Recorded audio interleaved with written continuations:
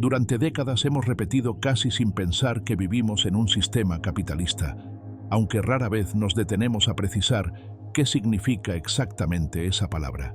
El problema no es solo teórico. A mediados del siglo XX, economistas ya señalaban que una parte creciente de la actividad económica no se organizaba en mercados abiertos, sino dentro de grandes organizaciones que decidían internamente precios, producción y asignación de recursos.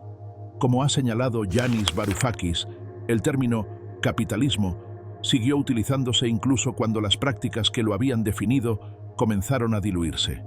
Esa continuidad del lenguaje ha contribuido a ocultar un cambio profundo en la forma real de organizar la economía.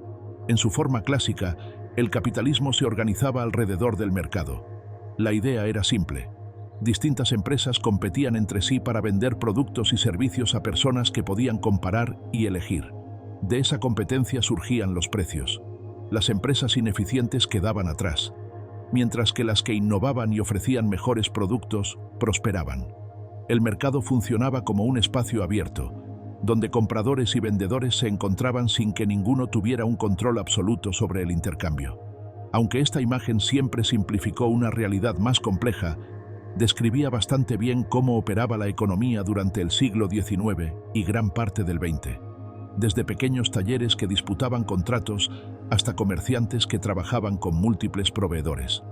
Pero basta con entrar hoy en una gran plataforma digital para percibir que ya no estamos en ese tipo de mercado. No accedemos a un espacio común donde distintas ofertas se presentan en igualdad de condiciones. Ingresamos en un entorno completamente controlado por una sola entidad, que no solo decide qué productos aparecen, sino también el espacio mismo en el que se muestran y las reglas invisibles que ordenan todo lo que vemos. El algoritmo determina qué se nos presenta y qué queda oculto, y cada usuario recibe una experiencia distinta, aislada de la de los demás. No hay una plaza pública compartida. No hay un lugar donde los consumidores puedan encontrarse, contrastar experiencias o actuar colectivamente. Este cambio no ocurrió de la noche a la mañana, ni fue fruto de una conspiración deliberada. Se produjo a través de transformaciones sucesivas que fueron alterando la estructura del capitalismo hasta convertirlo en algo cualitativamente diferente. Para entender cómo se llegó hasta aquí, es necesario retroceder a un momento clave, cuando el capitalismo industrial comenzó a mostrar sus primeras grietas y la competencia dejó de ser el verdadero motor del sistema. La economía estadounidense durante la Segunda Guerra Mundial ofrece un anticipo revelador de lo que vendría después. El Estado no se limitó a coordinar la producción, la planificó de forma centralizada. Organismos públicos asignaban materias primas, fijaban prioridades y establecían precios para evitar inflación. Las grandes empresas producían exactamente lo que el gobierno ordenaba, al precio que éste establecía, con la certeza de que toda la producción sería comprada mediante contratos garantizados. Fabricantes de automóviles dejaron de producir vehículos civiles para fabricar tanques y bombarderos según especificaciones estatales. El resultado fue una expansión productiva extraordinaria, con un aumento masivo de la producción y una inflación sorprendentemente controlada. Lo verdaderamente decisivo fue lo que ocurrió tras el final de la guerra. Aquella estructura no se desmanteló, simplemente se adaptó a tiempos de paz. Surgió entonces una forma de organización que el economista John Kenneth Galbraith describió como una fusión entre grandes corporaciones y Estado, sostenida por una circulación constante de personas entre ambos ámbitos. Ejecutivos empresariales pasaban a ocupar cargos públicos, funcionarios regresaban al sector privado, y expertos técnicos se movían indistintamente entre ministerios y consejos de administración. El objetivo dejó de ser competir en mercados abiertos para maximizar beneficios y pasó a ser asegurar el crecimiento continuo de los grandes conglomerados mediante planificación y coordinación. Este sistema planteaba un problema evidente. Sin la guerra, ya no existía una demanda ilimitada garantizada por el Estado. Las fábricas que habían producido armamento necesitaban ahora vender bienes de consumo. Sin embargo, la capacidad productiva era tan grande que el mercado interno resultaba insuficiente. Había que encontrar compradores en el extranjero y al mismo tiempo crear una demanda interna capaz de absorber esa producción. No bastaba con fabricar productos. era necesario fabricar también el deseo de consumirlos.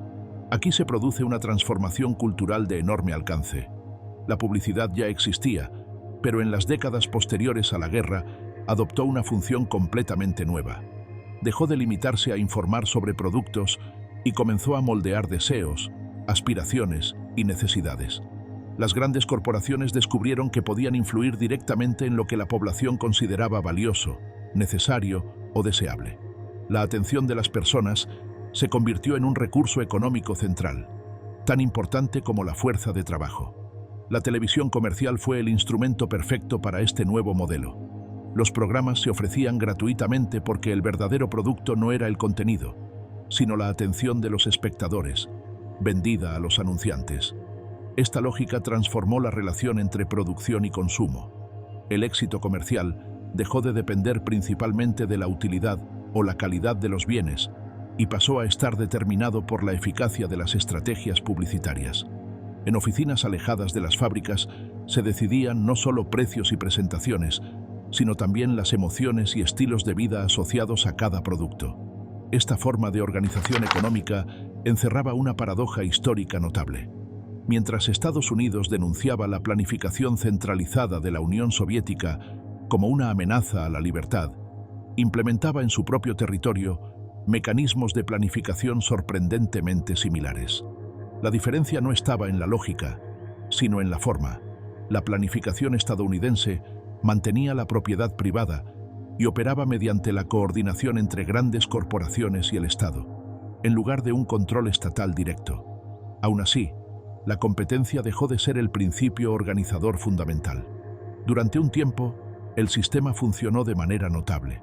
El período conocido como la Edad de Oro del capitalismo, desde el final de la guerra hasta comienzos de los años 70, se caracterizó por crecimiento sostenido, bajo desempleo y una reducción significativa de la desigualdad. Pero ese equilibrio dependía de condiciones muy específicas que no podían mantenerse indefinidamente. El equilibrio de la posguerra se sostenía sobre una arquitectura internacional muy precisa.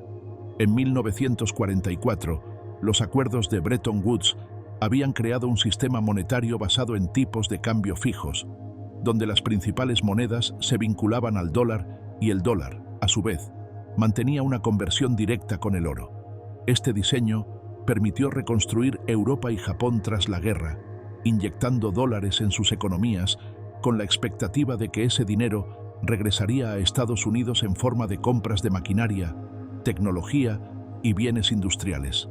Para que el sistema funcionara, Estados Unidos debía exportar más de lo que importaba de manera constante. Durante algunos años, esa condición se cumplió. Sin embargo, tres procesos comenzaron a erosionarla. El primero fue la Guerra de Vietnam, que obligó a gastar enormes sumas en el extranjero sin generar exportaciones equivalentes. El segundo fue la expansión del gasto social en Estados Unidos, que aumentó el consumo interno y, con él, las importaciones. El tercero fue el éxito industrial de Alemania y Japón, cuyas economías reconstruidas con tecnología moderna alcanzaron niveles de eficiencia y calidad superiores en sectores clave, invirtiendo progresivamente la balanza comercial estadounidense. Cuando los déficits comerciales se volvieron crónicos, el sistema dejó de ser viable. Los mercados financieros anticiparon que el dólar no podría seguir manteniendo su valor frente al oro y comenzaron a canjear dólares por reservas estadounidenses. El oro de Fort Knox empezó a desaparecer a un ritmo alarmante. En agosto de 1971, el presidente Richard Nixon canceló unilateralmente la convertibilidad del dólar en oro. Con esa decisión, se puso fin al sistema de tipos de cambio fijos y se desmanteló el pilar central de la economía internacional de posguerra. Lo que siguió no fue un retorno al capitalismo competitivo del siglo XIX. Surgió algo completamente distinto. Paradójicamente, los déficits estadounidenses dejaron de debilitar al dólar y pasaron a reforzar su hegemonía.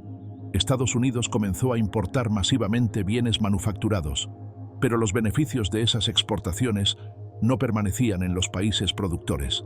Regresaban a Wall Street en forma de inversiones financieras. Se creó así un circuito de reciclaje de capitales que colocó al sistema financiero estadounidense en el centro de la economía mundial. Este nuevo orden exigió cambios profundos dentro del propio Estados Unidos. Para mantener la rentabilidad del capital frente a competidores extranjeros más eficientes, fue necesario reducir los costes laborales. El poder sindical se debilitó de forma sistemática y los salarios reales dejaron de crecer. El gesto simbólico más claro ocurrió en 1981, cuando el presidente Ronald Reagan despidió a miles de controladores aéreos en huelga y les prohibió volver a trabajar para el Estado. El mensaje fue inequívoco. El gobierno ya no protegería la capacidad de los trabajadores para negociar colectivamente. Desde entonces, los salarios reales permanecen prácticamente estancados. Al mismo tiempo, se desmantelaron las restricciones impuestas a los bancos tras la Gran Depresión. La separación entre banca comercial y banca de inversión se fue diluyendo hasta desaparecer por completo a finales del siglo XX. Los grandes bancos recuperaron la capacidad de especular utilizando depósitos de ciudadanos comunes y, cada vez más, dinero creado mediante préstamos que existían solo como registros contables. Esta desregulación no redujo la intervención del Estado, sino que la reorganizó en beneficio del sector financiero. La informática desempeñó un papel decisivo, aunque no en la forma que suele imaginarse. No transformó de inmediato la productividad industrial, pero revolucionó las finanzas. Permitió crear productos financieros de una complejidad extrema, estructurados mediante modelos matemáticos que ocultaban los riesgos reales. Deuda empaquetada, seguros contra impagos y derivados sintéticos se multiplicaron, redistribuyendo riesgos sin eliminarlos. La opacidad se convirtió en una ventaja, no en un problema. El volumen de estas apuestas financieras creció hasta dimensiones descomunales. A comienzos del siglo XXI, el valor total de los derivados superaba con creces la renta mundial. No se trataba de riqueza real, sino de una red gigantesca de compromisos contractuales interconectados, sostenidos por la confianza en que nadie fallaría al mismo tiempo. Era un sistema estable solo mientras nada saliera mal. Cuando ese equilibrio se rompió en 2008, el colapso fue casi instantáneo. Hipotecas concedidas a familias sin capacidad de pago habían sido transformadas en productos supuestamente seguros y vendidas por todo el mundo. Cuando los impagos comenzaron, el sistema financiero global se paralizó. No estaba en juego solo la quiebra de algunos bancos, sino el funcionamiento básico del sistema de pagos del que depende toda economía moderna. Los gobiernos intervinieron para evitar el colapso total. Se rescataron bancos con dinero público, y los bancos centrales crearon cantidades masivas de dinero para estabilizar el sistema. Las pérdidas se socializaron, mientras los beneficios acumulados en los años anteriores permanecieron en manos privadas. Sin embargo, este rescate no restauró el orden previo. El dinero creado no volvió a alimentar la economía productiva. Se quedó atrapado en el sistema financiero, inflando el precio de los activos y preparando el terreno para nuevas crisis. De ese proceso no emergió un capitalismo renovado ni una versión más eficiente del mercado. Emergió algo distinto. Las grandes plataformas tecnológicas, que hasta entonces habían crecido en los márgenes del sistema, pasaron a ocupar posiciones centrales. Pero no operaban como empresas capitalistas tradicionales. No competían principalmente en mercados abiertos. Construían infraestructuras cerradas que reemplazaban a los mercados mismos. Comprar en una plataforma dominante no equivale a elegir libremente entre ofertas visibles para todos. Significa moverse dentro de un entorno controlado algorítmicamente, donde cada opción ha sido filtrada y ordenada según criterios opacos. Los vendedores pagan por acceder a ese espacio y aceptan reglas que pueden cambiar en cualquier momento.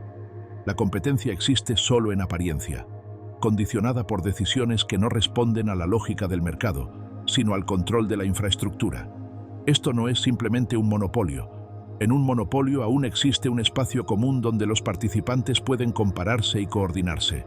En una plataforma digital dominante, cada usuario vive en un entorno aislado. No hay referencia compartida ni posibilidad real de acción colectiva. El mercado como espacio público desaparece y es sustituido por una arquitectura privada que intermedia todas las relaciones. La relación entre la plataforma y quienes la utilizan ya no es principalmente contractual, es estructural. Los usuarios no dependen de ella porque hayan elegido libremente hacerlo, sino porque las alternativas han dejado de existir. La libertad permanece en el plano formal, pero la dependencia se impone en la práctica. Durante 2 siglos, la libertad económica se entendió como libertad de mercado, la capacidad de elegir, comparar y cambiar. Esa libertad suponía la existencia de mercados comunes y reglas visibles. Cuando esos mercados son reemplazados por infraestructuras privadas obligatorias, la libertad se vacía de contenido sin desaparecer del discurso. No estamos ante una radicalización del capitalismo, sino ante su transformación en algo distinto. El sistema no colapsó, ni fue derrocado. Se fue metamorfoseando lentamente, conservando palabras y apariencias mientras cambiaba su sustancia. Seguimos llamándolo capitalismo, pero ya no funciona como tal. Y mientras no comprendamos ese cambio, seguiremos intentando explicar el presente con conceptos que pertenecen a un mundo que ya no existe. El nacimiento del capital de la nube.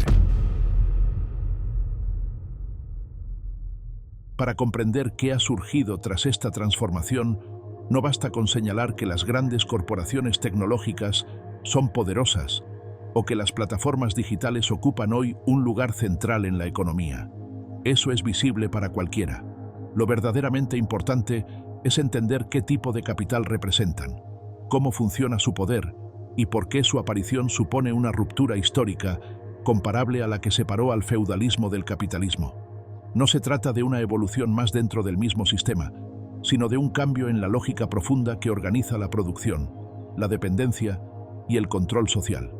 En su forma clásica, el capital estaba compuesto por medios de producción materiales, herramientas, máquinas, fábricas, infraestructuras físicas que aumentaban la productividad del trabajo humano. La propiedad de estos medios otorgaba poder, porque quienes no los poseían no tenían una alternativa realista para sobrevivir fuera del mercado laboral.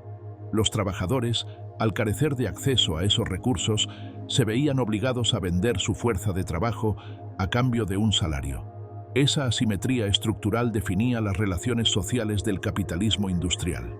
Sin embargo, el poder del capital nunca residió realmente en las propiedades técnicas de las máquinas o las herramientas, sino en determinadas condiciones sociales.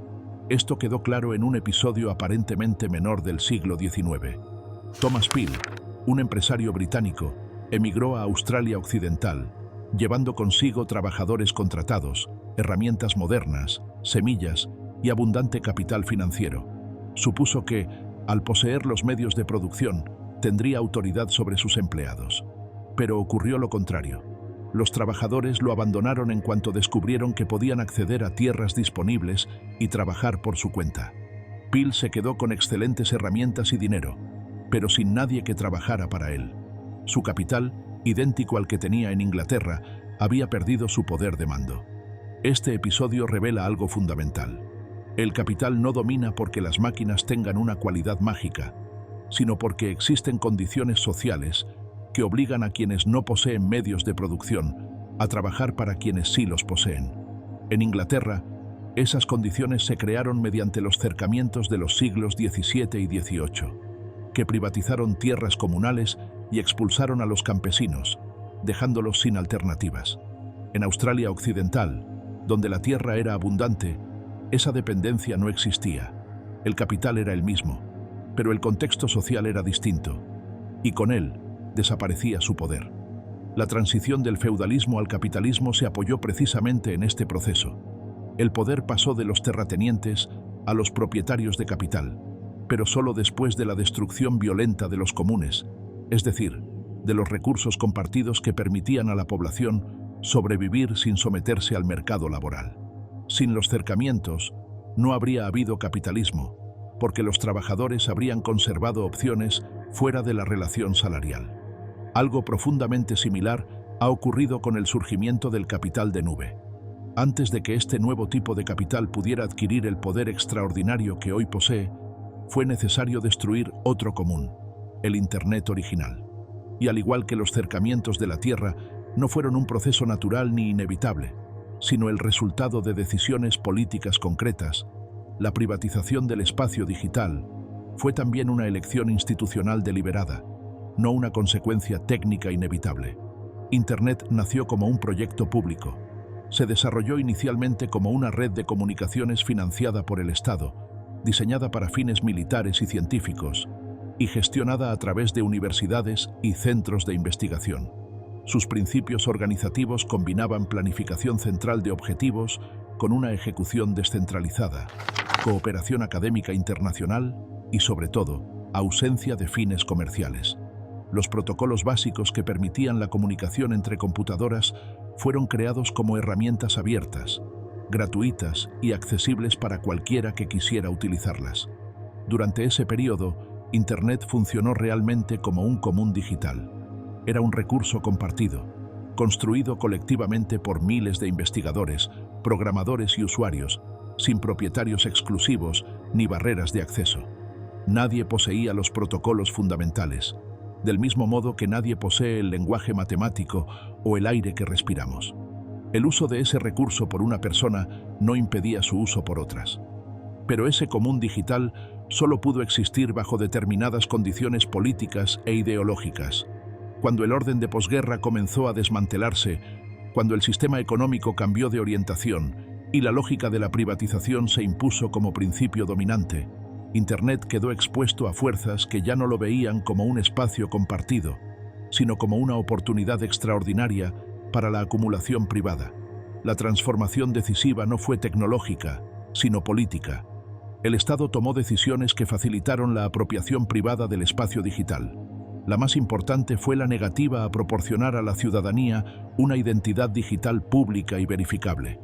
Mientras infraestructuras como el sistema de posicionamiento global se abrieron al uso civil de forma gratuita, no se creó ningún equivalente para la identidad en línea. Esta omisión no fue inevitable ni accidental. Fue una decisión que abrió la puerta a que actores privados ocuparan ese vacío. Como consecuencia, nuestra identidad digital quedó fragmentada y privatizada. Nuestros datos financieros pertenecen a bancos. Nuestro historial de compras pertenece a plataformas comerciales.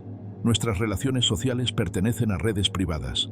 Nuestra ubicación pertenece a empresas tecnológicas. Nuestras preferencias culturales pertenecen a servicios de streaming. Ninguna de estas piezas nos pertenece realmente a nosotros como individuos. Esto tiene una consecuencia directa.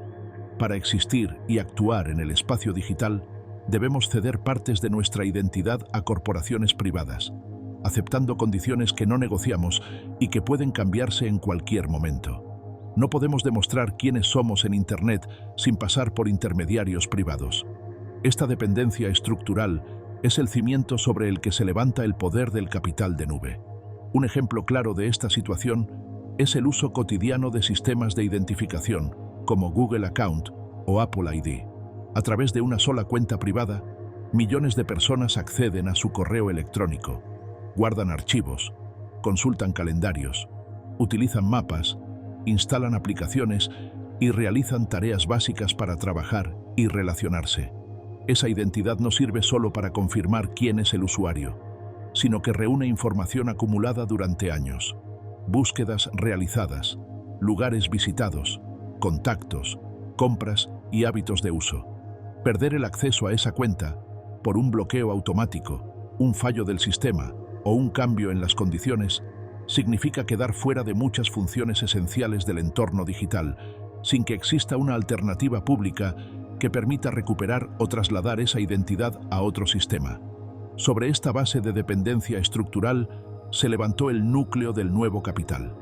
Las grandes corporaciones tecnológicas desarrollaron sistemas capaces de procesar cantidades gigantescas de información sobre el comportamiento humano. No se trataba solo de registrar datos, sino de aprender de ellos de manera constante. Estos sistemas comenzaron a identificar patrones, a anticipar decisiones y a ajustar sus respuestas en tiempo real. No eran simples herramientas de gestión ni versiones sofisticadas de la publicidad clásica. Representaban un salto cualitativo en la forma en que el poder podía ejercerse sobre la conducta humana. Durante mucho tiempo, los algoritmos fueron poco más que instrucciones rígidas que ejecutaban tareas predefinidas. Luego adquirieron cierta flexibilidad, pudiendo elegir entre opciones ya programadas según distintas condiciones.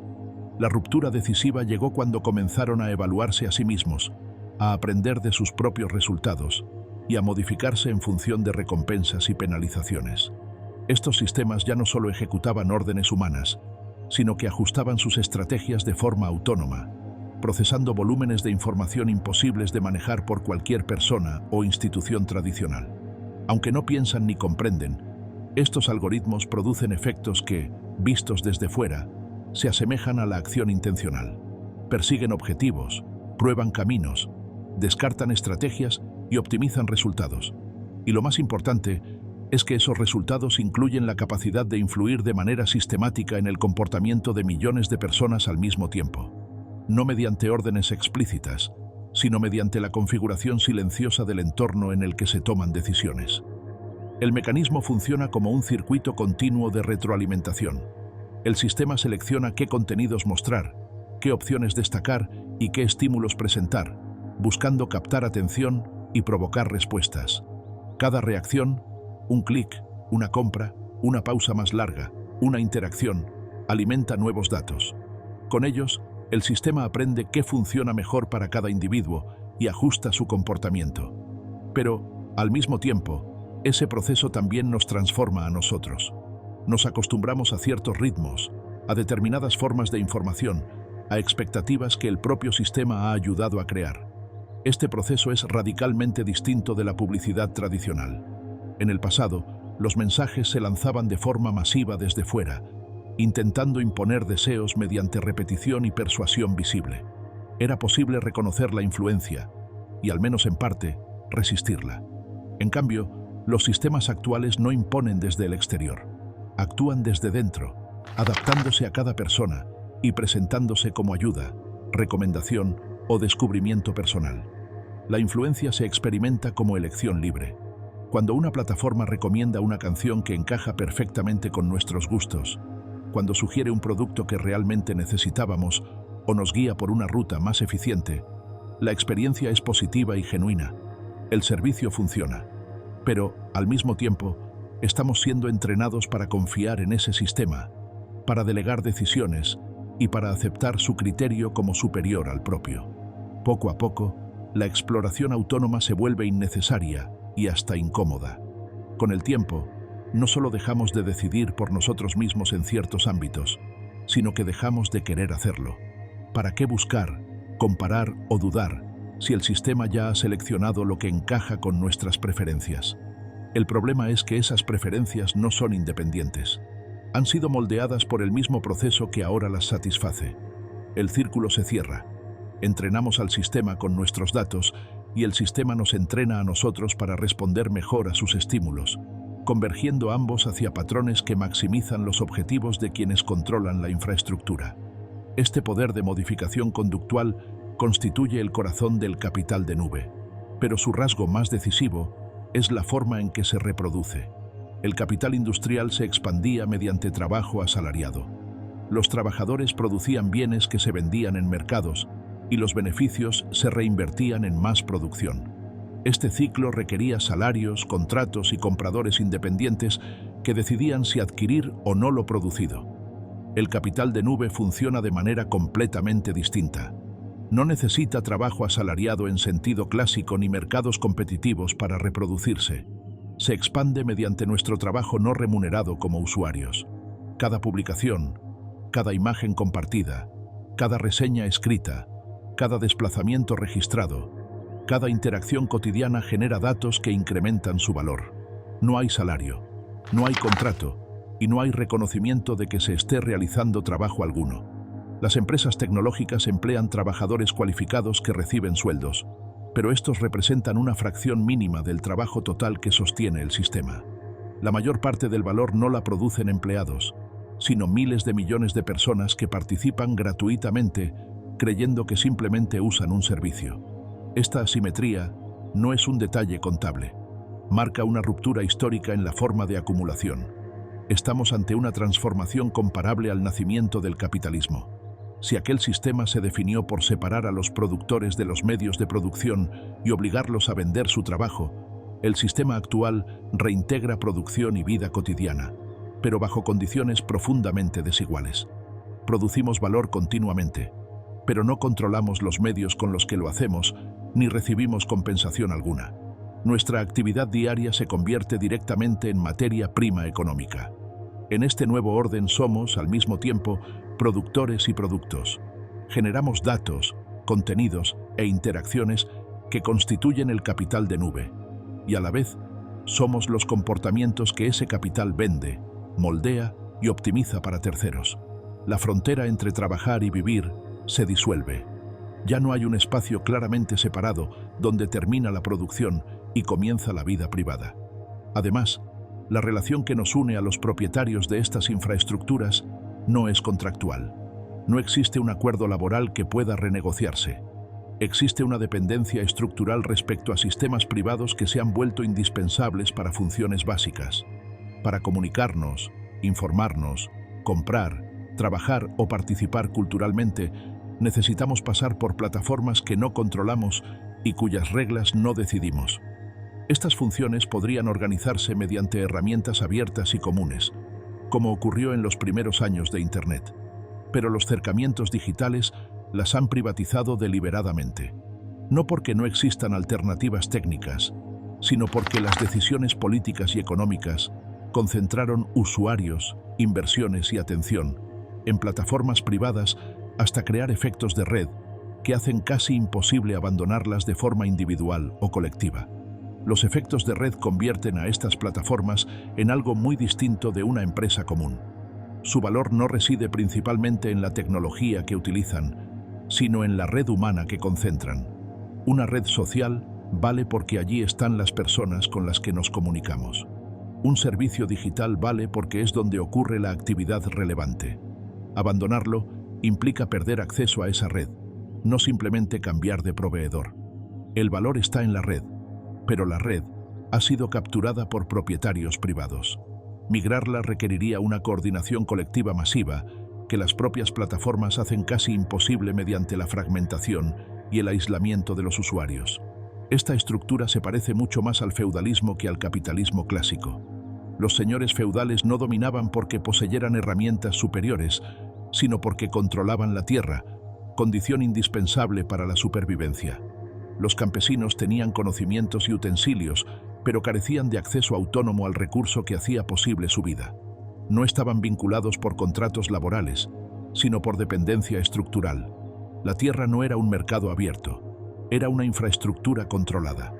Los propietarios del capital de nube ocupan hoy una posición análoga. No nos emplean directamente, pero controlan infraestructuras sin las cuales resulta cada vez más difícil comunicarse, trabajar, vender, informarse o participar en la vida social. Las empresas que operan en estas plataformas no compiten en mercados abiertos, sino que pagan tributo por acceso a una infraestructura que no les pertenece. Aceptan condiciones unilaterales, cambios arbitrarios y una vigilancia constante que sería impensable en relaciones comerciales clásicas. La diferencia clave con el feudalismo histórico es que esta dependencia se presenta como voluntaria. Nadie nos obliga legalmente a usar estas plataformas. Podemos abandonarlas, del mismo modo que el campesino podía abandonar la tierra del señor. Pero, en ambos casos, la libertad formal convive con una dependencia material tan profunda que la salida implica exclusión, empobrecimiento o aislamiento social. La coerción no necesita imponerse cuando está incorporada en la estructura misma de la vida cotidiana. La paradoja es que muchos de nosotros disfrutamos genuinamente de estos servicios. Nos conectan, nos entretienen, nos facilitan tareas, nos ahorran tiempo. No sentimos que alguien nos oprima. Al contrario, solemos experimentar estas tecnologías como herramientas de autonomía y empoderamiento. Esa experiencia es real y no debe despreciarse. El sistema funciona precisamente porque ofrece beneficios auténticos, pero esa utilidad no elimina la estructura de dominación que opera por debajo. Los algoritmos no necesitan ser malintencionados ni sus diseñadores conspiradores cínicos. Basta con que estén optimizados para maximizar atención, retención y extracción de datos. Basta con que las empresas busquen aumentar su valor. Basta con que nosotros busquemos comodidad. La dominación no surge de una intención malvada, sino de la suma de comportamientos racionales dentro de una estructura que convierte esas decisiones individuales en un resultado colectivo profundamente asimétrico. Esta naturaleza sistémica hace que el capital de nube sea especialmente difícil de resistir. No hay un enemigo visible contra el que rebelarse. No hay un acto puntual de coacción que denunciar. La integración ocurre gradualmente, a través de miles de elecciones pequeñas que parecen razonables por separado. Cuando la dependencia se vuelve evidente, ya está tan arraigada que escapar de ella exige sacrificios que la mayoría no puede permitirse. Además, este capital no se limita a los espacios que ya ha colonizado. Se expande continuamente hacia nuevas esferas de la vida. Los automóviles conectados convierten los desplazamientos en datos. Los hogares inteligentes transforman la vida doméstica en información procesable. La digitalización de la salud convierte nuestros cuerpos en fuentes de valor económico. Cada ámbito que se conecta se convierte en un nuevo terreno cercado, en una nueva fuente de dependencia, en una nueva forma de trabajo no remunerado. Lo que está en juego no es solo una cuestión de ingresos, empleo o distribución de la riqueza, aunque todo eso sea importante. Lo que está en juego es la autonomía humana. La libertad no consiste únicamente en que nadie nos obligue directamente a hacer algo. Requiere la existencia de alternativas reales y la capacidad efectiva de elegir entre ellas. Cuando todas las opciones pasan por infraestructuras privadas que no controlamos, la libertad se vacía de contenido, aunque siga proclamándose en abstracto. El capital de nube ha logrado algo que el capital industrial nunca consiguió del todo.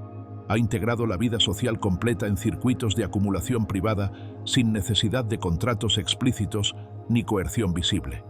Lo ha hecho construyendo dependencias que se viven como conveniencia, transformando la participación voluntaria en un mecanismo de extracción permanente. El trabajo se disfraza de ocio. La vigilancia se presenta como personalización. La dependencia se experimenta como servicio. Este sistema no puede corregirse mediante la competencia de mercado porque ha eliminado las condiciones que hacen posible la competencia. Tampoco puede regularse eficazmente desde estados nacionales tradicionales, porque opera a escala global mediante infraestructuras que atraviesan fronteras y jurisdicciones. Y no puede rechazarse individualmente, porque la dependencia es colectiva y estructural. Nos encontramos ante una forma de dominación sin precedentes claros. No se impone por la fuerza, no se legitima mediante ideologías explícitas y no se percibe como opresión. Funciona precisamente porque se confunde con libertad. Cuando toda acción pasa por infraestructuras privadas, cuando toda identidad existe fragmentada en registros que no controlamos, la libertad deja de ser una práctica real. Los nuevos señores, poder sin mercado. 12 de agosto de 2020. Londres amanece con una noticia demoledora. La economía británica acaba de sufrir la mayor contracción de toda su historia. El ingreso nacional se ha desplomado más de un 20% en apenas unos meses, una cifra que no tiene precedentes en tiempos de paz. Durante generaciones, un dato así habría significado una cosa muy concreta: pánico, caídas bruscas en la bolsa, ventas desesperadas, inversores huyendo para salvar lo que pudieran. Durante más de 2 siglos, el capitalismo había funcionado con una regla básica y casi automática. Malas noticias económicas implicaban malas noticias para los mercados financieros. Sin embargo, esta vez ocurre algo que rompe por completo esa lógica. Apenas 15 minutos después del anuncio oficial, la Bolsa de Londres no se hunde. Hace exactamente lo contrario. Sube más de un 2% en cuestión de minutos. No hay confusión ni dudas entre los operadores. Han llegado a una conclusión que invierte por completo el sentido tradicional del capitalismo. Si las noticias son lo suficientemente malas, el Banco de Inglaterra entrará en pánico. Y cuando los bancos centrales entran en pánico, reaccionan siempre del mismo modo. Crean dinero y lo inyectan masivamente en el sistema financiero. Cuando los mercados saben que ese dinero llegará, compran acciones sin dudarlo. En este nuevo mundo, las catástrofes económicas ya no anuncian pérdidas, sino liquidez garantizada. Perderse esa oportunidad sería, sencillamente, una tontería. Ese instante marca simbólicamente el inicio de una nueva era. No porque la tecnología cambiara ese día, ni porque surgiera un invento revolucionario, sino porque quedó al descubierto algo mucho más profundo. El capitalismo había dejado de funcionar según sus propias reglas fundamentales. Durante 250 años, el motor del sistema había sido el beneficio empresarial. Las empresas invertían, producían, vendían y obtenían beneficios que a su vez financiaban nuevas inversiones. Ahora ese combustible había sido sustituido por otra cosa muy distinta: la intervención permanente de los bancos centrales. Y en un mundo donde el dinero fluye desde instituciones públicas hacia los mercados financieros, quienes mejor pueden aprovecharlo no son los capitalistas tradicionales, sino una nueva clase de poder: los señores del capital de nube. Para entender cómo se llegó hasta aquí, es necesario retroceder a 2008, al momento en que el sistema financiero occidental colapsó tras décadas de especulación sin freno. Los gobiernos se encontraron entonces ante una decisión extrema. Podían dejar caer a los bancos y arriesgarse a una repetición de la Gran Depresión, o podían rescatarlos utilizando dinero público. Eligieron el rescate. La Reserva Federal compró activos tóxicos a gran escala. El Banco Central Europeo inundó el sistema con préstamos a largo plazo. El Banco de Inglaterra redujo los tipos de interés hasta niveles nunca vistos. Pero estas medidas no solo salvaron a las instituciones financieras, también salvaron a quienes habían provocado el desastre y permitieron que sus prácticas continuaran casi intactas. Al mismo tiempo, se impuso una política de austeridad brutal sobre trabajadores y clases medias. Esa combinación resultó devastadora para el funcionamiento normal del capitalismo. La austeridad destruyó la demanda justo cuando la economía más la necesitaba. Cuando el gasto público se reduce en plena recesión, cuando los salarios bajan y el empleo se vuelve precario, la demanda de bienes y servicios se desploma. Y cuando las empresas observan que nadie puede comprar lo que producen, no invierten, por muy barato que sea el crédito. No tiene sentido construir fábricas nuevas si no hay clientes que puedan pagar los productos que saldrán de ellas. La economía se paraliza no por falta de dinero, sino por falta de compradores. Así, la austeridad acabó asesinando la inversión productiva, y una vez muerta la inversión, los billones que los bancos centrales comenzaron a inyectar en el sistema financiero no tenían un destino claro. Entre 2009 y 2014, la Reserva Federal compró más de $3 billones en bonos y activos financieros. El Banco Central Europeo y el Banco de Japón siguieron caminos similares. Las grandes empresas podían pedir préstamos casi gratis, pero aún así se negaban a invertir. Veían una sociedad empobrecida, salarios estancados y un futuro sin crecimiento real del consumo. No existía un mercado para productos de alto valor. Así que ese dinero no se destinó a producir más, sino a inflar artificialmente los precios de las acciones mediante recompras masivas. La inversión real desapareció, mientras la riqueza financiera crecía de forma descomunal. Esto produjo una situación profundamente extraña. El dinero seguía funcionando como medio de intercambio y la inflación se mantenía baja, pero su precio, la tasa de interés, cayó hasta cero e incluso por debajo.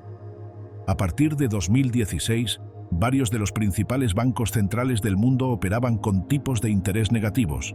Esto significa algo que durante siglos habría parecido absurdo. Los prestamistas pagaban a los prestatarios por tomar dinero prestado.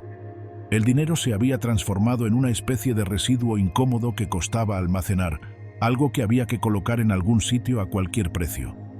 Este comportamiento del dinero revelaba una verdad más profunda sobre su naturaleza. El dinero no es solo una mercancía más, cuyo precio baja cuando hay demasiado. También es una expresión de nuestra capacidad colectiva para organizar el trabajo y transformar el mundo. Cuando las tasas de interés se vuelven negativas, no solo indican abundancia de dinero, indican que esa capacidad colectiva se ha roto. El dinero fluye en cantidades gigantescas, pero no encuentra caminos hacia inversiones serias, empleos estables o proyectos capaces de reactivar el impulso básico del capitalismo. Es en este escenario donde emergen los señores del capital de nube. Durante años, algunas de las empresas más influyentes del mundo apenas generaron beneficios o no los generaron en absoluto. Amazon operó durante largo tiempo con márgenes mínimos mientras expandía su infraestructura sin descanso. Tesla alcanzó valoraciones gigantescas mucho antes de mostrar beneficios sostenidos. Facebook ofrecía servicios gratuitos financiados por publicidad, cuya rentabilidad tardó años en consolidarse. En un capitalismo normal, empresas así habrían quebrado o habrían sido absorbidas por competidores más rentables. Pero después de 2008, las reglas dejaron de ser normales. El océano de liquidez creado por los bancos centrales permitió que empresas sin beneficios sobrevivieran indefinidamente, mientras sus valoraciones bursátiles se multiplicaban. Los inversores comprendieron que, En un mundo inundado de dinero barato, lo importante ya no era ganar dinero hoy, sino dominar mercados mañana.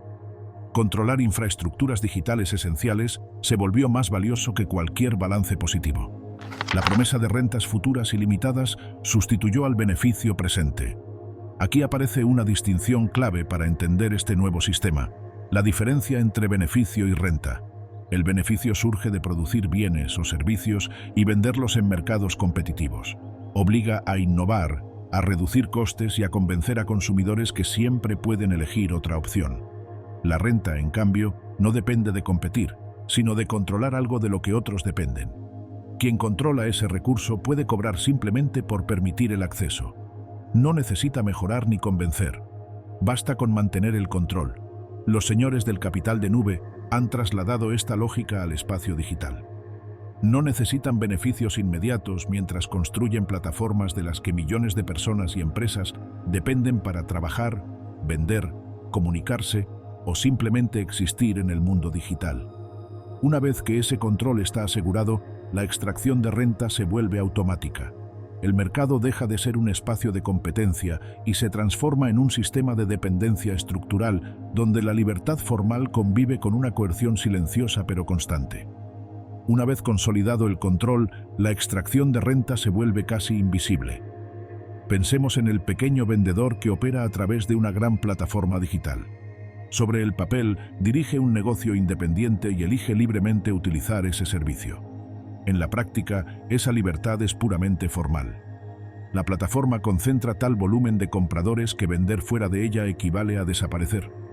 Los consumidores ya no buscan productos en el espacio abierto de Internet, sino dentro de un único ecosistema cerrado que decide qué se ve, qué se recomienda y qué queda oculto. Ese vendedor paga comisiones cada vez más altas por cada transacción. Acepta condiciones que la plataforma modifica unilateralmente, sin negociación posible. Compite, además, contra productos vendidos por la propia plataforma, que utiliza los datos agregados de miles de vendedores para identificar qué funciona y lanzar versiones propias, promocionadas de manera preferente. El vendedor sabe que protestar no sirve de nada. Sabe también que cualquier intento de resistencia puede terminar con la expulsión del sistema del que depende su supervivencia económica. No se trata de una relación entre partes iguales. Es una dependencia estructural. El vendedor puede marcharse, del mismo modo que un siervo podía abandonar la tierra de su señor.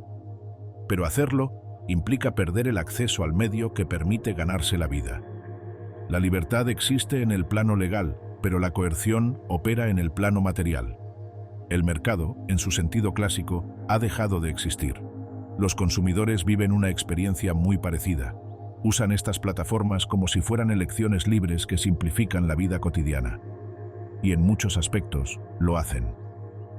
Comprar es más rápido, comunicarse es más fácil, encontrar información parece inmediato, pero al mismo tiempo, cada gesto queda registrado. Cada búsqueda, cada clic, cada conversación, cada desplazamiento, cada preferencia expresada se convierte en dato. Esa vigilancia no es un efecto secundario, es el núcleo del sistema. Los datos no se recopilan principalmente para mejorar los servicios, aunque esa sea la justificación visible. Constituyen la materia prima del capital de nube. Los algoritmos procesan esta información para aprender a predecir comportamientos y cada vez más a moldearlos. El usuario alimenta al algoritmo con sus acciones. El algoritmo reorganiza el entorno digital del usuario para guiar sus decisiones futuras. Se crea así un bucle constante de retroalimentación que converge hacia patrones cada vez más favorables a los intereses del propietario de la plataforma. Este proceso puede verse con claridad en el funcionamiento de TikTok. La aplicación organiza el contenido a partir de una página inicial que no depende de búsquedas ni de elecciones conscientes del usuario, sino de un flujo continuo de vídeos seleccionados automáticamente. El sistema registra señales muy concretas: cuánto tiempo se ve cada vídeo, si se repite, si se pasa rápidamente, si se activa el sonido o si se interactúa con la pantalla. Con esa información, el algoritmo ajusta en tiempo real la secuencia de vídeos que aparece a continuación. Con el uso continuado, el usuario deja de elegir activamente qué quiere ver y pasa a consumir una cadena de contenidos diseñada para prolongar su permanencia en la aplicación.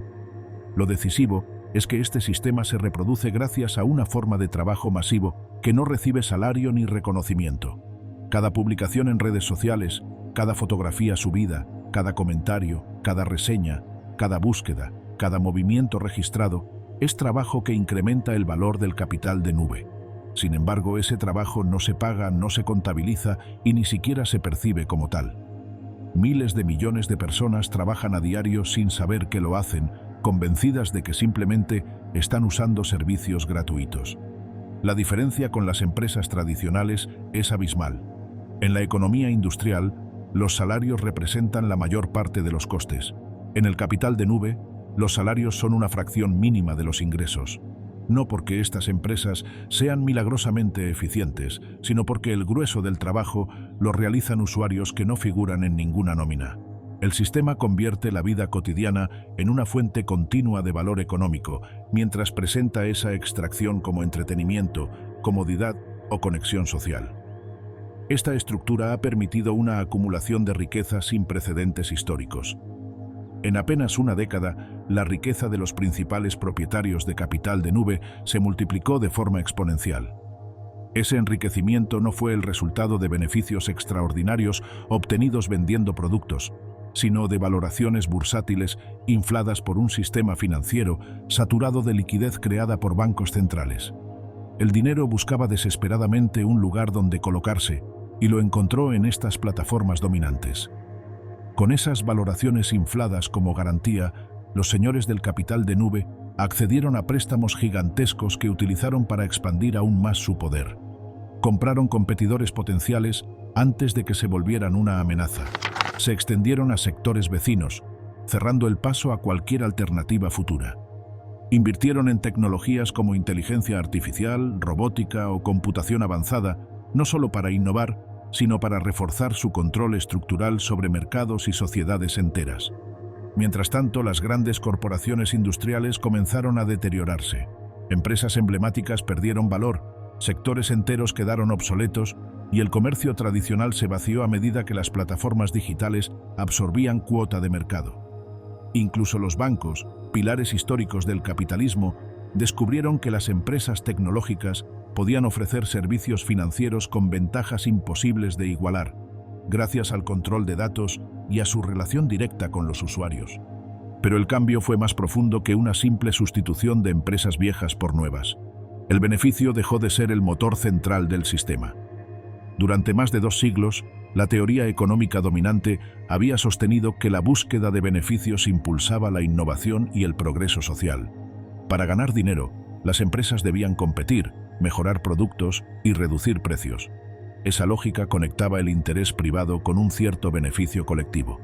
Después de 2008, ese mecanismo se rompió.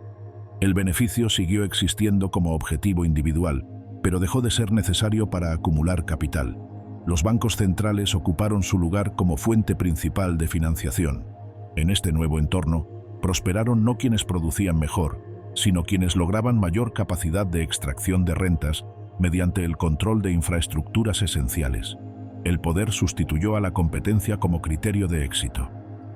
Esta lógica se extendió también a otros ámbitos del capitalismo financiero. Las grandes firmas de inversión dejaron de centrarse en mejorar empresas rentables y comenzaron a extraer valor directamente de los activos. Mediante estructuras legales complejas, separaban empresas operativas de los activos que necesitaban para funcionar, cargándoles alquileres inflados y endeudándolas hasta el colapso. El objetivo ya no era construir valor a largo plazo, sino extraerlo rápidamente mientras los precios de los activos seguían subiendo gracias a la liquidez constante. Nada de esto habría sido posible sin un sistema financiero permanentemente alimentado por dinero barato. Bajo condiciones normales, la liquidación masiva de activos habría hecho caer sus precios, pero con bancos centrales dispuestos a intervenir una y otra vez, los precios subían al margen de la realidad económica. La extracción podía repetirse indefinidamente. Así, la relación histórica se invirtió por completo. Durante siglos, la renta había sido una forma residual frente al beneficio. Tras la crisis financiera, la renta se convirtió en el principio dominante. El capitalismo ya no se organizaba en torno a mercados competitivos, sino alrededor de estructuras de dependencia que permitían cobrar por el simple acceso a la vida económica y social. Este cambio encontró su expresión institucional en gigantes de la gestión de activos que concentraron participaciones en casi todas las grandes empresas. Al ofrecer inversión pasiva que compraba todo el mercado, absorbieron la riqueza excedente de una economía sin destino productivo. El resultado fue una concentración de poder silenciosa, sin necesidad de conspiraciones ni decisiones políticas explícitas. El panorama final es claro. Los bancos centrales, creados para estabilizar el capitalismo, lo transformaron radicalmente. La liquidez sustituyó al beneficio. La renta desplazó a la competencia. El capital de nube convirtió a usuarios y trabajadores en componentes de sistemas algorítmicos que operan más allá del control efectivo de mercados y gobiernos. Los nuevos señores han logrado algo inédito. Se han liberado de la disciplina del mercado sin tomar el poder político de forma abierta. Han construido un sistema de dominación que no necesita justificarse ideológicamente, porque se experimenta como comodidad y eficiencia. Cuando comunicarse exige plataformas privadas, cuando informarse implica entregar datos, cuando comprar pasa por infraestructuras que extraen comisiones, cuando trabajar significa obedecer a algoritmos y cuando participar socialmente requiere vigilancia constante, la elección sigue existiendo solo en apariencia. La libertad permanece en el discurso, mientras la coerción se instala en la estructura misma de la vida cotidiana. Un mundo dividido por infraestructuras. Durante siglos, la historia del poder imperial se contó como una sucesión de dominios territoriales. Imperios conquistaban tierras, sometían poblaciones, extraían tributos y, con el tiempo, colapsaban bajo el peso de sus propias tensiones o por la presión de nuevos rivales. El Imperio Romano, la dinastía Tang, el Otomano o el Británico siguieron ese patrón básico, con diferencias de contexto pero una lógica común. El poder se ejercía controlando territorios físicos y a quienes los habitaban. El Imperio estadounidense que emergió tras la Segunda Guerra Mundial parecía, en un principio, continuar esa tradición. Estableció bases militares en todos los continentes, construyó alianzas regionales, apoyó gobiernos afines y derrocó a los hostiles. Sin embargo, junto a esa dimensión visible, desarrolló una forma de dominación mucho menos evidente y mucho más duradera. En lugar de basarse únicamente en la ocupación militar, articuló su poder alrededor de una infraestructura financiera global, el sistema monetario internacional centrado en el dólar. El punto de inflexión llegó en 1971, cuando Estados Unidos decidió desvincular el dólar del oro. Con ese gesto, logró algo sin precedentes históricos. A partir de entonces, pudo financiar déficits comerciales cada vez mayores, emitiendo una moneda que el resto del mundo necesitaba para comerciar. La lógica imperial tradicional se invirtió por completo. En lugar de extraer tributos directos, Estados Unidos ofrecía acceso a su mercado a cambio de que los beneficios obtenidos regresaran en forma de inversiones financieras, deuda pública o activos inmobiliarios y bursátiles dentro de su propio territorio. Este mecanismo generó incentivos muy poderosos. Países exportadores como China, Japón o Alemania acumulaban enormes excedentes vendiendo a consumidores estadounidenses. Sin embargo, esos excedentes estaban denominados en dólares y no podían reinvertirse productivamente en sus propias economías sin provocar una revalorización de sus monedas que arruinaría su competitividad exportadora. La única salida viable era devolver esos dólares a Estados Unidos, canalizándolos hacia bonos del Tesoro, Wall Street y los mercados inmobiliarios de las grandes ciudades financieras. Así se consolidó un pacto silencioso entre las élites económicas estadounidenses y las clases dominantes de Asia y Europa. Estados Unidos garantizaría una demanda constante financiada mediante deuda. A cambio, el capital extranjero regresaría al corazón financiero estadounidense, sosteniendo tanto la hegemonía del dólar como la rentabilidad del sector financiero concentrado en Nueva York. El sistema parecía estable, pero su funcionamiento descansaba sobre sacrificios distribuidos de forma extremadamente desigual.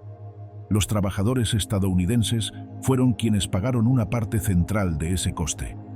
A medida que la producción industrial se desplazaba hacia países con salarios mucho más bajos, millones de empleos manufactureros desaparecieron. Regiones enteras que habían sido núcleos industriales prósperos, se transformaron en paisajes de fábricas abandonadas, desempleo estructural y comunidades desgastadas por décadas de estancamiento salarial y deterioro social. En el otro extremo de las cadenas globales de producción, los trabajadores chinos soportaban condiciones igualmente duras. Ciudades costeras se transformaron en gigantescos centros manufactureros donde las jornadas eran extenuantes, los salarios apenas suficientes y las protecciones laborales casi inexistentes. Aunque los ingresos aumentaban en términos estadísticos, ese crecimiento se produjo a costa de una alienación profunda, del desarraigo de millones de personas y de una degradación ambiental de enorme magnitud. Para los países más pobres, la situación era todavía más severa. Sin acceso privilegiado al mercado estadounidense, debían endeudarse en dólares para importar energía, alimentos y tecnología básicos. Esa deuda los atrapaba en un ciclo permanente de ajustes, privatizaciones y recortes sociales. Organismos internacionales actuaban como ejecutores de este orden, imponiendo condiciones que transferían el control de infraestructuras esenciales a manos privadas y extranjeras, debilitando aún más la soberanía económica de estos estados. Durante décadas, este sistema mantuvo la hegemonía estadounidense mientras enriquecía a élites repartidas por todo el mundo. Pero su fragilidad quedó expuesta con la crisis financiera de 2008. Ante el colapso, Estados Unidos rescató al sistema financiero con enormes cantidades de dinero, mientras imponía disciplina y sacrificios a la mayoría de la población. China respondió de forma muy distinta, impulsando una expansión masiva de la inversión interna que sostuvo la demanda global cuando las economías occidentales se contraían. Europa, en cambio, optó por una austeridad severa que dañó profundamente a varias de sus economías. Estas respuestas desiguales alteraron el equilibrio global. China emergió como una potencia capaz de estabilizar el sistema cuando Occidente se retraía. A partir de 2013, comenzó a desplegar una estrategia de expansión basada en infraestructuras, financiando puertos, ferrocarriles y centrales eléctricas en decenas de países. Regiones enteras quedaron conectadas a los flujos de capital y comercio chinos, configurando una red de influencia que ya no dependía exclusivamente del mercado estadounidense. Un elemento decisivo de esta estrategia fue el apoyo al desarrollo de plataformas digitales propias. Mientras en Estados Unidos crecían grandes empresas tecnológicas, China impulsó sus propios ecosistemas digitales, que no solo replicaron esos modelos, sino que los integraron de forma mucho más profunda. Comercio, comunicación, pagos y servicios financieros quedaron unificados en plataformas que organizaban la vida económica cotidiana de cientos de millones de personas. Esta integración otorgó ventajas estructurales difíciles de igualar. En lugar de utilizar múltiples aplicaciones fragmentadas, los usuarios podían realizar casi todas sus actividades económicas dentro de un mismo entorno digital. Lo que parecía un detalle técnico, escondía implicaciones mucho más profundas. Estas plataformas no solo facilitaban transacciones, constituían infraestructuras completas capaces de operar de forma relativamente autónoma respecto al sistema financiero tradicional dominado por Estados Unidos. Durante un tiempo, esta divergencia no amenazó el orden establecido. Las economías seguían profundamente entrelazadas y los flujos financieros continuaban reciclando excedentes hacia el centro del sistema. Pero ese equilibrio empezó a resquebrajarse cuando el poder económico dejó de depender principalmente de la industria y pasó a concentrarse en el control de infraestructuras digitales capaces de extraer rentas directamente a escala global. El primer elemento que rompió definitivamente el equilibrio fue la avalancha de liquidez creada por los bancos centrales tras 2008. Ese dinero no se dirigió a reconstruir la economía productiva, sino a financiar la expansión explosiva del capital de nube. Las grandes plataformas comenzaron a desplazar al capital industrial como principal fuente de poder económico. Este cambio alteró los cálculos estratégicos de fondo. A diferencia de la industria tradicional, el capital de nube podía extraer rentas directamente de mercados extranjeros sin necesidad de que esos países mantuvieran superávits comerciales reciclables hacia Estados Unidos. Una aplicación podía generar miles de millones en publicidad global sin exportar un solo bien físico ni depender del viejo circuito del dólar. El segundo factor decisivo fue el desarrollo de una infraestructura monetaria alternativa. En 2020, China puso en marcha de forma experimental el yuan digital, la primera moneda digital emitida directamente por un banco central. Por primera vez, se abría la posibilidad de realizar transacciones internacionales sin pasar por bancos privados occidentales ni por los sistemas de compensación financiera controlados desde Estados Unidos. El dinero podía circular de forma directa entre usuarios y empresas, reduciendo la dependencia de la infraestructura financiera que había sostenido la hegemonía estadounidense durante décadas. Durante un tiempo, estas innovaciones no parecieron alterar el orden global. El dólar seguía siendo la referencia por costumbre, por confianza acumulada y por falta de alternativas plenamente desplegadas. Pero todo cambió en 2022, cuando Estados Unidos decidió congelar las reservas del Banco Central ruso tras la invasión de Ucrania. Aquella medida dejó al descubierto algo que muchos preferían no ver. La infraestructura financiera global podía ser utilizada como un arma geopolítica, incluso contra estados soberanos. El mensaje fue inequívoco y resonó en todas las élites económicas del mundo. A partir de ese momento, la búsqueda de alternativas dejó de ser una cuestión técnica para convertirse en una necesidad existencial. Si las reservas de un país podían ser inmovilizadas de un día para otro, ningún activo denominado en dólares estaba realmente a salvo.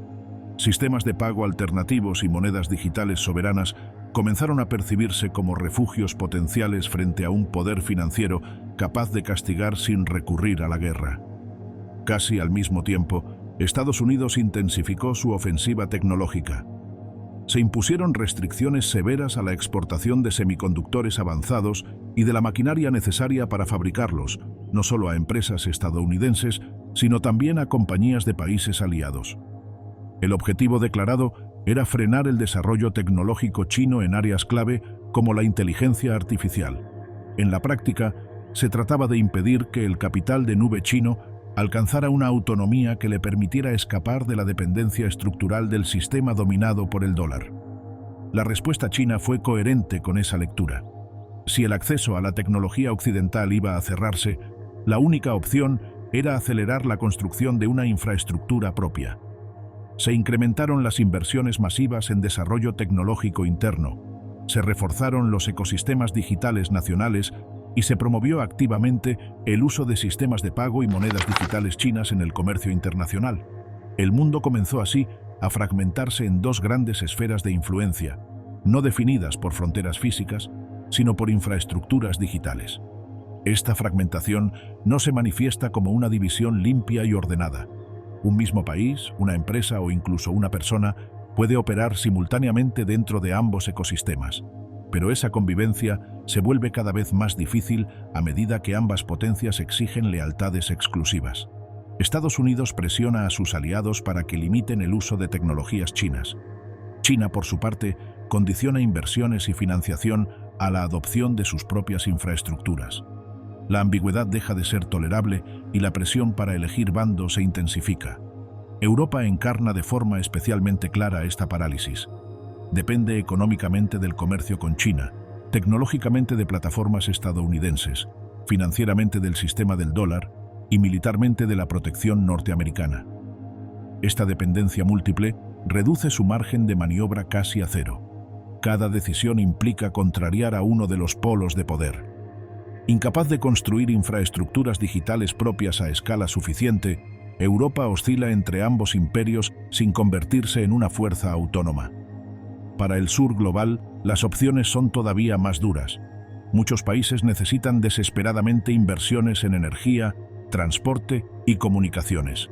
China ofrece financiación rápida sin exigir reformas políticas explícitas, pero genera dependencia tecnológica y endeudamiento. Occidente ofrece alternativas condicionadas a programas de austeridad y privatización. En ambos casos, la soberanía queda comprometida. Intentar equilibrar entre los dos bloques funciona solo de manera provisional, hasta que las presiones se vuelven incompatibles. Esta división no afecta únicamente a la economía. Las plataformas digitales organizan la comunicación, la información y la vida social. Elegir un ecosistema tecnológico implica aceptar qué actores controlan los datos, qué algoritmos determinan lo que se ve y qué autoridades pueden acceder a esa información. El modelo estadounidense se apoya en una vigilancia corporativa masiva, formalmente privada pero accesible al Estado. El modelo chino integra de forma explícita las plataformas en los sistemas de control estatal. Ambos difieren en su discurso, pero comparten una lógica de supervisión constante. Para las personas que viven dentro de estos sistemas, la elección no es entre libertad y control, sino entre formas distintas de sometimiento. La vida cotidiana transcurre a través de infraestructuras que no pueden abandonar sin quedar excluidas de la vida económica y social. La vigilancia deja de ser una excepción y se convierte en la condición normal de participación. La rivalidad digital también intensifica la lucha por recursos físicos esenciales. Las infraestructuras digitales dependen de materiales críticos, de cadenas de suministro concentradas y de territorios estratégicos.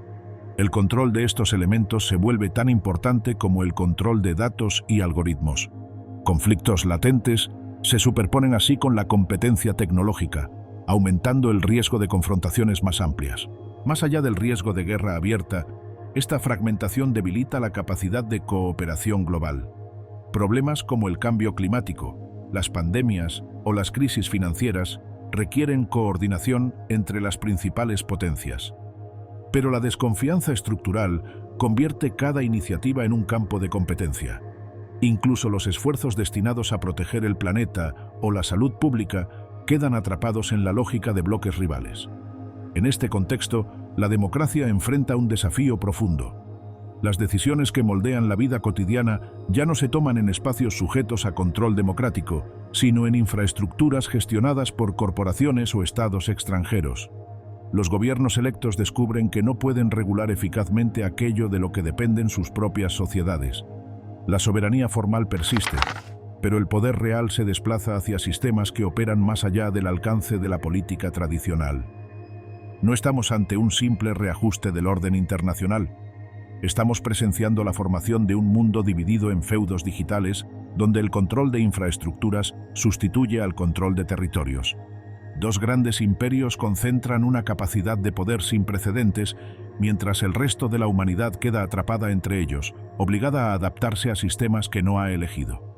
Cuando la vida social, económica y política depende por completo de infraestructuras privadas y opacas, la pregunta por la libertad deja de ser abstracta. Ya no se trata de elegir entre opciones dentro de un sistema, sino de preguntarse si aún existen las condiciones que hacen posible una elección real. En ese punto exacto es donde el mundo contemporáneo se encuentra ahora.